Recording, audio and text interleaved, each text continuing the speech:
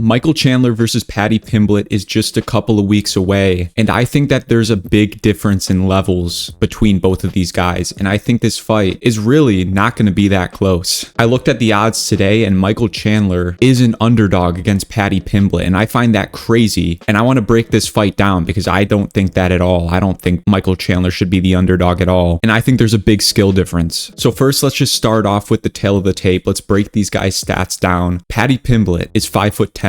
He's got a 73-inch reach. He's 30 years old, and he's primarily a grappler. On the other hand, you have Michael Chandler, who's 5'8", a 71-inch reach. He's 38 years old, and he's mostly a striker, but he does have a background in wrestling. So with Paddy Pimblett being 8 years younger, having the reach and height over Chandler, he definitely has the advantage physically, but what really separates these two fighters is the actual skill level. So let's address the elephant in the room, which is that throughout Paddy Pimblett's career, especially as of late, he's been given tailor-made matchups, easy matchups, to shoot him up the ladder of lightweight. Because we all know Paddy Pimblett's a big star, and it's in the UFC's best interest to give him the easiest fights to build up his name value and to try to turn him into an even bigger star. Like Pimblett's last two fights were Bobby Green and Tony Ferguson. Before Bobby Green's fight with Paddy Pimblett, he basically lost to every single ranked lightweight in his way, with exception of like Grant Dawson. Not to mention Bobby Green's biggest weakness is the grappling. He's struggled with the high-level grapplers, and that feeds into Pimblett's biggest strength, which is his grappling. And then we have Tony Ferguson, who was on a 6-fight losing streak at the time of their fight. But on the other hand, you have Michael Chandler, who's been fighting the top lightweights in the world since he's been in the UFC, right? He's fought Justin Gaethje, he's fought Dustin Poirier, he's fought Charles Oliveira. And I know what you might be thinking. He's lost to every single one of those guys. But it's not as simple as that. He wasn't getting completely outclassed. If you guys remember, to each one of those fights, the Justin Gaethje fight, Michael Chandler had Justin Gaethje almost out on his feet. The Dustin Poirier fight, he had Dustin Poirier up against the fence, tagging him with massive shots. The Charles Oliveira fight, the first one, he rocked Charles Oliveira and almost had him finished. You know, you can go back to his most recent fight with Charles Oliveira. That fight was not as competitive, but still, Michael Chandler tagged Charles Oliveira in that fight, right? He is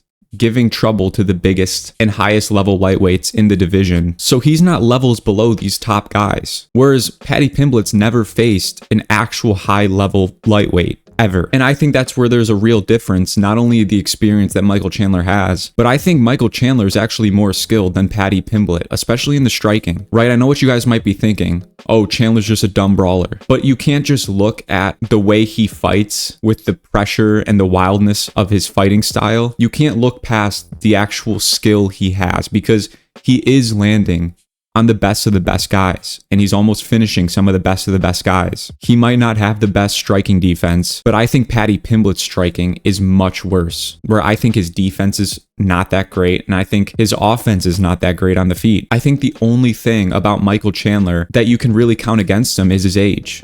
And you can question, well, maybe Michael Chandler is just at that age. He's 38 years old, about to turn 39. And Paddy Pimblett's this young 30-year-old guy in his prime. He might just be the nail in the coffin for Michael Chandler. But I just think that the skill difference between Michael Chandler and Paddy Pimblett is enough to where if Michael Chandler is getting old and he's getting slower and worse, I still think the skill discrepancy and the experience of Michael Chandler is going to be enough to win him this fight, right? But let's break down how this fight's actually going to go. These guys are kind of opposites in the way they fight, right? Michael Chandler's the brawler, the striker.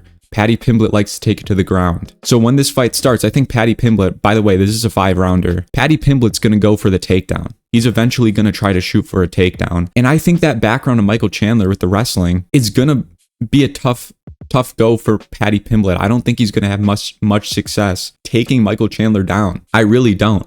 We've seen Michael Chandler go against some high-level wrestlers and some high-level grapplers. We've seen Michael Chandler against Charles Oliveira. You know, Charles Oliveira did have success taking Chandler down, but I think Charles Oliveira and Paddy Pimblett are two way different grapplers. I think we can all agree on that. Charles Oliveira is one of the best grapplers in the division. I don't think I can say the same about Pimblett. So I think for the most part, this fight's going to be on the feet, right? And I think Michael Chandler is so dangerous, especially with the striking defense of Pimblett. I think Chandler is going to be able to land on Pimblett. And if Michael Chandler lands on you, good luck. We've never really seen Pimblett really he's got rocked before, but he's never been hit by a guy like Michael Chandler. And I think the key for Paddy Pimblett to win this fight is to survive the storm of Chandler, because we know how Chandler fights. He's kind of a marauder, right? We saw the Charles Oliveira fight. He was a lot more patient, but that clearly didn't work out. And also, I think he was doing that specifically because he knew he was fighting Charles Oliveira, right? When he knows there's a skill difference between Charles Oliveira and Paddy Pimblett. And I don't think he's going to respect Pimblett's skill as much as he did Oliveira. And I think he's going to go in there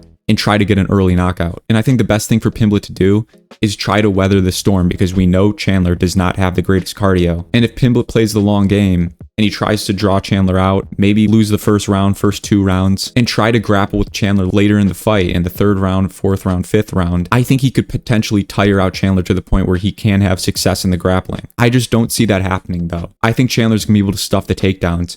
I think it's going to be on the feet. And who knows, maybe Pimblett does try to strike with Chandler, which is a horrible idea, because I think Chandler, and this is my final prediction for this fight, I think Chandler's going to put Pimblett out cold. I really do.